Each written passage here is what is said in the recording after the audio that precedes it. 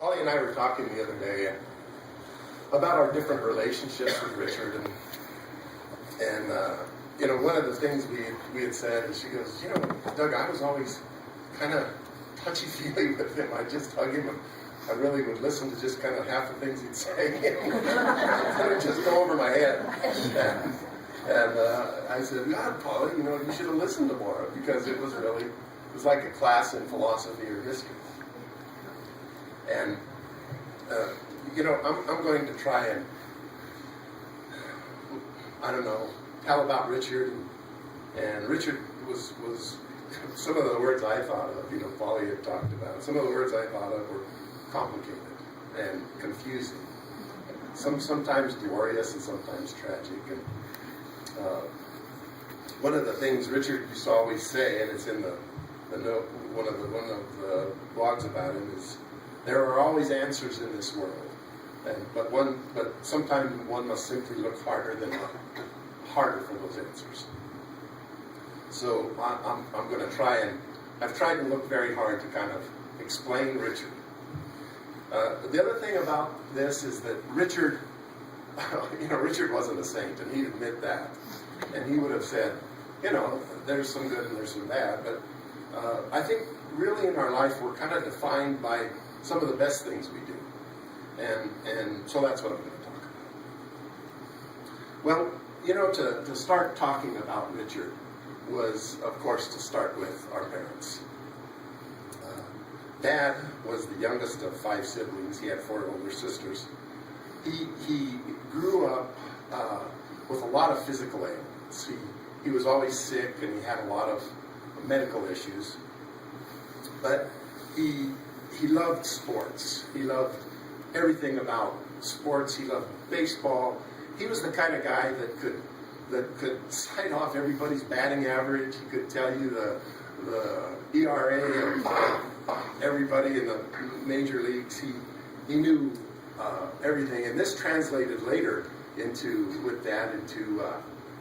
one of the best positions. He was really one of the only sports he was able to play was baseball, which he was a catcher, and he really took advantage of his mind. I mean, he could sit there and analyze every player. He had a photographic memory, and not only for words, but for motions and sounds. He knew exactly where the weakest pitch was for this guy. He knew how to sucker him in. He knew everything about it. And to Dad, this was really enjoyable, knowing everybody's weakness. Richard tried to be a catcher, but never really felt like there was anything too important about winning a baseball game.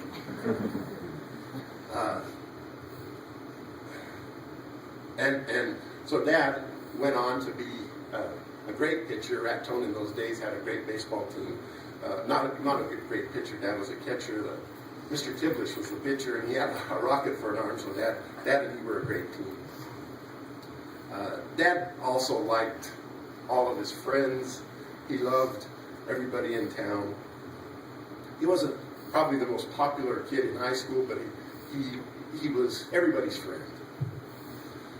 I have a client now, Nick Pavletich, who grew up here, and he'd say, oh my God, Richard was the greatest guy. We had to go to him because he had all the balls. He had all the basketballs, baseballs, gloves, whatever you needed, it was in his house. Then Dad finally graduated, and he took his high school aptitude tests. And guess what? He scored some of the highest grades in the country.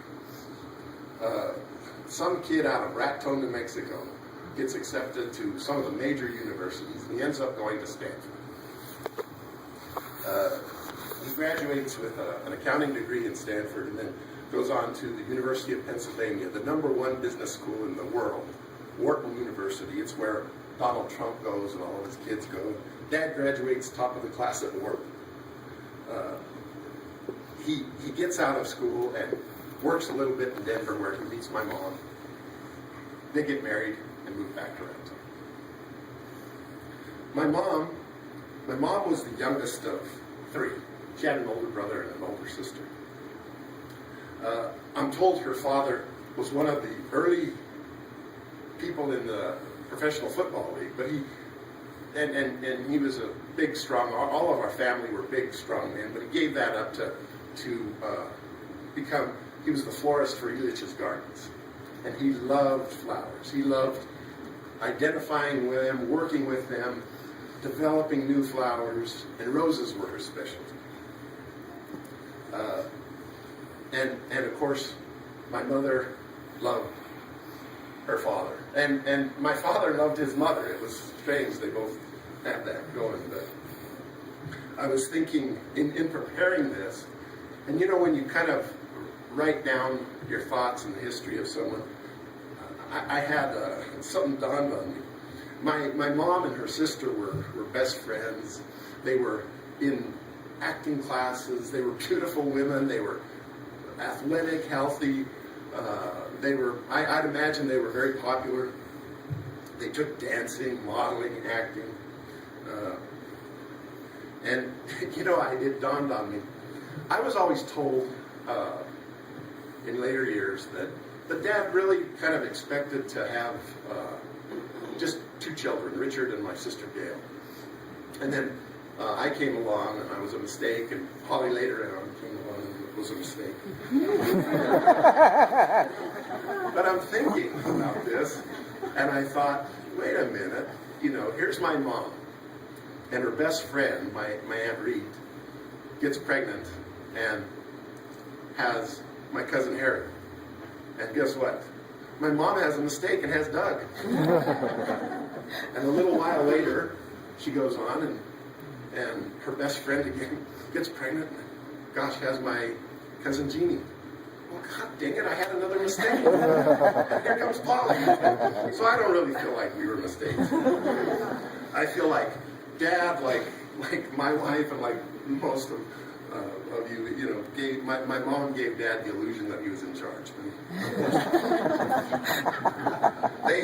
They got married and moved back to Raton, and you know what? They loved it here. They loved Raton. Denver was a wonderful city, but Raton was where they wanted to be. My aunts were also here. Of course, we've talked about my Aunt Lila. Lila was such a wonderful person. She was a dissertation short of her PhD in history. She knew everything about any historic event. And she wouldn't just tell you what happened in that event. She described the Greeks, not only did they win that battle, but they also designed the spear, and they designed the spear that they could throw it and the end would break so that it couldn't be thrown back at them. And they kept their shields in such a formation that it was like she was living it. She was there, and she could tell you everything about them.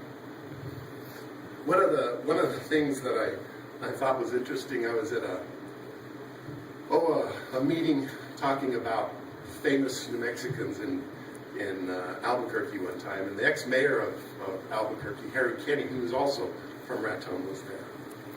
And he was talking about the things he found important. And he goes, you know, I grew up in New Mexico, and I really wanted to thank you. I just loved it here, and I've loved serving in it. And one of the things, it was a New Mexico woman that inspired me to go into politics. And thank God for Lila Azar. And I was half asleep, and I was like, what? you know what? That's kind of my family's history. Of course, Richard's next favorite person was my Aunt Selma. She also was a teacher, but she really found herself in her social work. She loved the community of Raton, and she, especially all the time, she would go and help single mothers or people that were in trouble, and that was her life. And really, it really awakened my family to a broader surrounding. It was really a wonderful experience with Selma. Then my Aunt Rose, my beautiful Aunt Rose, she had a master's in marketing and was a purchaser for a major clothing store, where she traveled on purchasing trips to Paris, London, Rome, LA. She really knew fashion. She knew life, and she had been around. I mean, she really knew things. My other aunt Adele had passed away before I was born, but she had taken over my grandfather's businesses here, kind of run things and kept things going. All of these people, these wonderful people, my father, my mother, and these aunts, ended up coming back to Raton for several reasons. One, my grandmother was ill, and my Aunt Adele was ill, but they came back here, and they loved it, and they ended up staying here. And one of the things this did, it created kind of a perfect storm for Richard Azar. I think these are the factors that led to him. Richard was born he was the oldest of us, born January 26th of 1950. Then came my sister Gail, and then myself, and then my sister Polly.